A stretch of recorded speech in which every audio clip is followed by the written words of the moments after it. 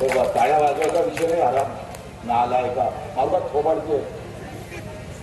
नमस्कार. एसएमआर न्यूजच्या हेडलाईन्स मधून महत्त्वाची बातमी. शेतकरी, शेती आणि कामगार तसेच दिव्यांगाच्या समस्या आणि मागण्यांशी संबंधित अधिकारी यात्रा अंतर्गत विदर्भाच्या दौऱ्यावर निघाले. प्रहार जनशक्ती पार्टीचे नेते आणि माजी राज्यमंत्री बच्चू कडू यांनी गेल्या दिवशी गोंदिया जिल्ह्यातील एका सभेत शेतकरी आत्महत्येसारख्या गंभीर विषयावर आपले भाषण देताना स्टेजच्या बाजूला उभी राहून टाळ्या वाजवत असलेल्या कार्यकर्त्यांना जोरात आडवे हात घेतले आणि म्हटले, असं गंभीर विषयावर टाळ्या वाजवत आहात, नालायक, कानाखाली मारू का? ही त्यात स्टेजसह संपूर्ण सभास्थळी चांगला सन्नाटा पसरला आणि वातावरण आणखी गंभीर झाले. प्रहार पार्टीचे नेते आणि माजी मंत्री बच्चू कडू गेल्या दिवशी शेतकरी यात्रेसाठी गोंदिया जिल्ह्याच्या दौऱ्यावर आले होते आणि त्यांनी आमगाव तहसीलच्या ठाणा गावात शेतकरी सभेला संबोधित केले. सभेदरम्यान आत्महत्येशी संबंधित संवेदनशील विषयावर बच्चू कडू आपले विचार व्यक्त करत होते. त्यावेळी स्टेजच्या बाजूला बसलेल्या एका कार्यकर्त्याने टाळ्या वाजवल्या. त्याच्यावर बच्चू कडून